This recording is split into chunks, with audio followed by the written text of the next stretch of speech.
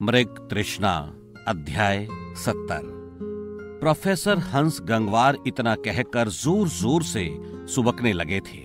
कुछ पलों बाद जब उन्होंने अपना सर ऊपर उठाया तो उनका चेहरा आंसुओं की बाढ़ की चपेट में आ चुका था। इसके बाद अंडरग्राउंड हॉल में जाकर मैंने वहां उपस्थित एक स्पेशल माध्यम से इंस्पेक्टर अजीत महानवे को घटना के बारे में सूचित किया। कुछ दिनों के लिए मैं अपने दोनों बेटों को याद करके पागल सा हो गया था।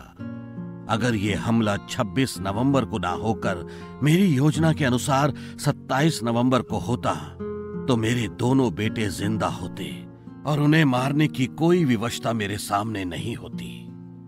पर शीघ्र ही मैंने खुद को नियंत्रण में ले लिया।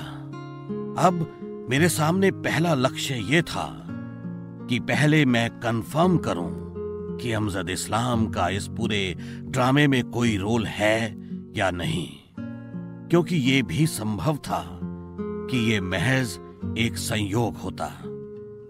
इसके लिए मैं छिप छिप कर उसके घर के आसपास चक्कर काटने लगा। मेरे तहखाने का दूसरा मुख बंगले से 2 किलोमीटर दूर घने जंगलों में एक सुरक्षित स्थान पर खुलता था। कुछ ही दिनों बाद मैं समझ चुका था कि अमजद इस्लाम निर्दोष नहीं है, यद्यपि इसके खिलाफ कोई पुख्ता सबूत मेरे पास नहीं था। ये मैंने भी नहीं सोचा था कि ये आदमी ISI का मुखिया निकलेगा। इस दौरान मैंने चतुर्वेदी के गेटकीपर धनीराम को अपनी तरफ मिला लिया। वो मुझे चतुर्वेदी की छोटी मोटी जानकारी तो दे ही देता था और साथ ही चतुर्वेदी की निगरानी करने में मेरी मदद करता था। हाँ, मैं उससे हंस गंगवार के रूप में ना मिलकर एक नए रूप में मिलता था। एक दिन मुझे पता लगा कि कोई लड़की दिव्या केसर मेरी बहन बनकर राजनगर में आई है और ये भी कि उसने अवनीश चतुर्वेदी की मदद से आधुनिक तकनीक का इस्तेमाल करके सबूत के तौर पर मेरे साथ कुछ वास्तविक से दिखने वाले फोटो भी तैयार करवाए हैं। उसी दिन छिपकर मैं चतुर्वेदी के बंगले पर गया। वहां धनीराम ने फिर से मेरी मदद की। उस दिन मैंने देखा कि दिव्या केसर को अपनी बहन के समान बताने वाला ये कमीना चतुर्वेदी उसके साथ संभोगरत था। इससे चतुर्वेदी व दिव्या केसर के प्रति मेरी घृणा और भी अधिक बढ़ गई। अदालत में एक बार फिर धीमी धीमी आवाज में लोग बात करने लगे थे और इसलिए न्यायाधीश महोदय को हरकत में आना पड़ा। Silence please, order order order. कुछ समय पश्चात मुझे अपनी लड़ाई में पुख्ता तैयारी के लिए कुछ सामान की आवश्यकता पड़ी और वो सामान मेरे पर्सनल रूम में मौजूद था। जिस रात मैंने सामान को वहां से उठाना चाहा, उसी दिन इंस्पेक्टर अजीत महानवे की अपराधियों से दोबारा मुठभेड़ हो गई। परिणाम स्वरूप उस कर्तव्यनिष्ठ इंस्पेक्टर को अपनी जान गंवानी पड़ी। उधर मैंने कई समाचार पत्रों की मदद से पोस्टमार्टम रिपोर्ट का गहन अध्ययन कर लिया था। मुझे पता लगा कि उसमें से 3 लाशें ऐसे समय गिरी हैं जबकि उनके बीच 10 मिनट का अंतर है। इस तथ्य को आधार बनाकर मैं अजीत महानवे पर हमले की घटना के पूर्व ही एक कोड बना चुका था। हमले वाले दिन मैं वहां से जरूरत का सारा सामान तो ना उठा सका, लेकिन दीवार पर 10D लिखकर कंप्यूटर पर एक वेबसाइट बनाकर अपने फॉर्मूले छोड़ने में सफल हो गया था। इसके बाद मनोज मिंथ और राजीव रॉय को केस की छानबीन के लिए लगाया गया।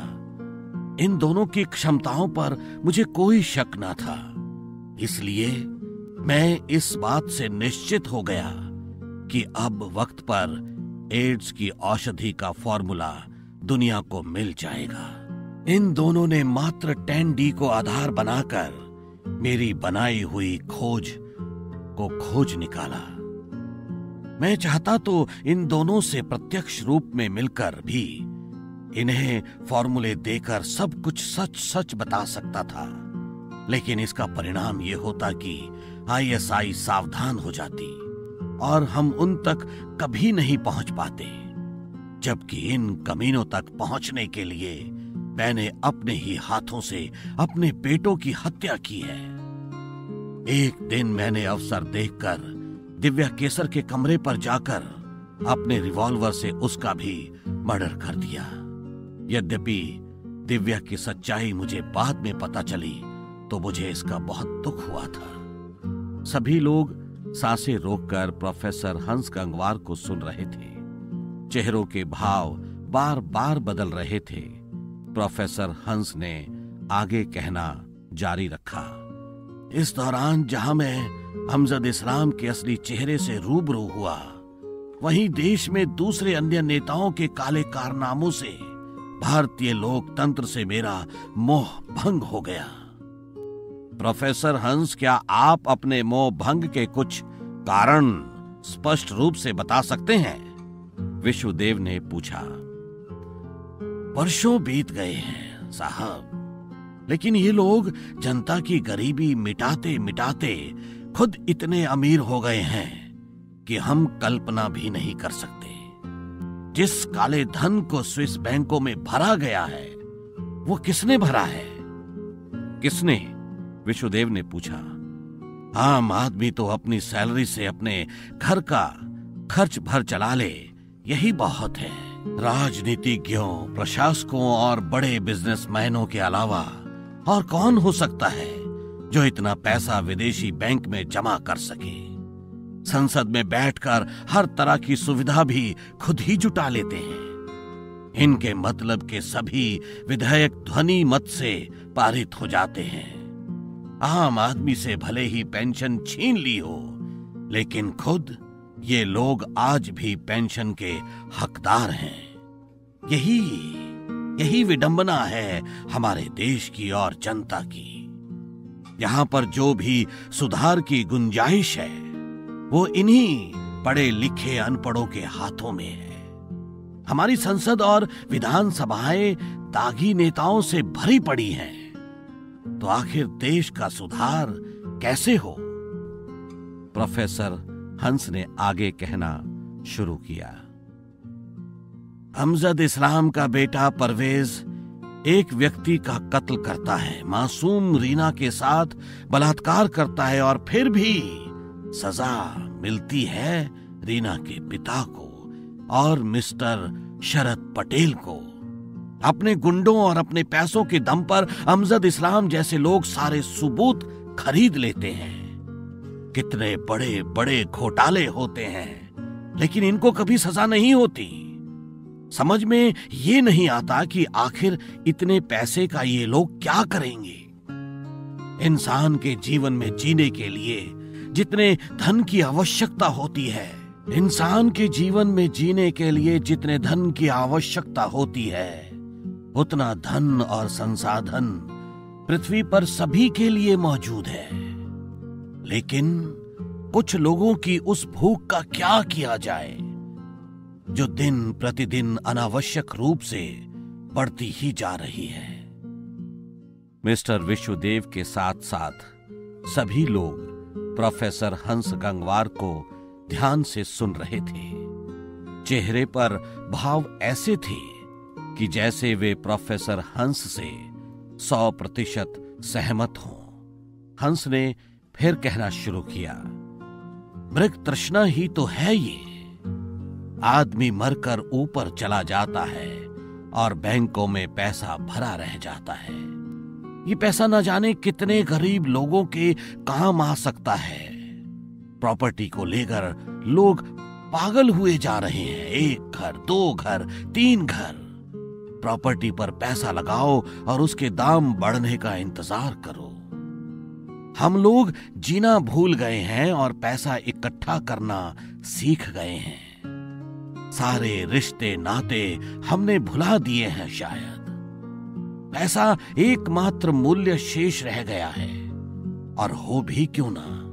हिंदुस्तान को आजाद हुए 70 वर्ष बीत चुके हैं, लेकिन आज तक जनता को सबसे जरूरी शिक्षा और स्वास्थ्य ही नहीं मिल सकते हैं। शिक्षा के प्राइवेट संस्थान और स्वास्थ्य के प्राइवेट अस्पतालों का इलाज आम जनता के लिए नहीं। टैक्स देने वाला आदमी ना तो अपने बच्चों को अच्छी शिक्षा दे सकता है और ना ही अच्छी स्वास्थ्य सुविधाएं, जबकि ये जिम्मेदारी हमारी संसद और हमारी विधान सभाओं की है। प्रोफेसर हंस, आप बिल्कुल ठीक कह रहे हैं। अपना लोकतंत्र कई मामलों में बिल्कुल असफल सिद्ध हुआ है, पर फिर भी सफल लोकतंत्र कहकर प्रचारित किया जाता है। मिस्टर विश्वदेव ने प्रोफेसर हंस का समर्थन करते हुए कहा, एक मृग अपने जीवन भर सुगंध के स्रोत को तलाश करता रहता है, जो सुगंध खुद उसकी नाभि से आ रही होती है। ये विडंबना है उस कस्तूरी मृग की। ठीक इसी प्रकार हमारे भ्रष्ट राजनीतिज्ञों की प्यास है। ये एहसास कितना खास हो सकता है कि हमारे द्वारा लिए गए निर्णय से लोगों के एक विशाल वर्ग के जीवन पर सकारात्मक प्रभाव पड़ सकता है। बड़े निर्णय को लेना और उनका क्रियान्वय करवाना मनुष्य को एक विशिष्ट संतुष्टि देता है। भारत सरकार हमारे राजनीतिज्ञों, प्रशासकों को प्रत्येक स्तर पर बड़ी सुविधाएं देती है, धन देती है। यहां तक कि राजनीति से हटने के बाद भी आपका ध्यान रखती है। इन लोगों के पास ऐशो आराम का जीवन व्यतीत करने के साथ साथ जनता, समाज और राष्ट्र की सेवा करने का कितना सुनहरा अवसर होता है, लेकिन सही विचारों के अभाव में ये लोग इस अवसर को गंवा देते हैं। जिस दिन इन लोगों को ये एहसास हो जाएगा कि जब तक हम जीवित रहेंगे तब तक ऐशो आराम का जीवन बिता सकेंगे और मरने के बाद भी हमारे पास इतिहास पुरुष बनने का अवसर भी होगा, उसी दिन ये मृग तृष्णा हमेशा के लिए समाप्त हो जाएगी। सभी प्रोफेसर हंस को दम साधे हुए सुन रहे थे।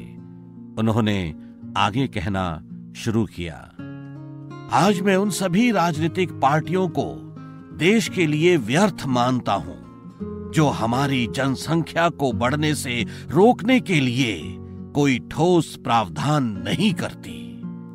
फिलहाल तो हमारे देश में इससे बड़ी दूसरी कोई समस्या है ही नहीं। लोगों ने तालियां बजाकर प्रोफेसर हंस गंगवार के इस वक्तव्य का स्वागत किया। योर ऑनर, मेरे पास कहने को तो बहुत कुछ है, लेकिन इस सब का कोई फायदा फिलहाल नहीं होने वाला। मैं आपको आगे की घटना बताता हूं जिनसे इस पूरे घटनाक्रम का निर्माण हुआ है। अध्याय 70 समाप्त होता है।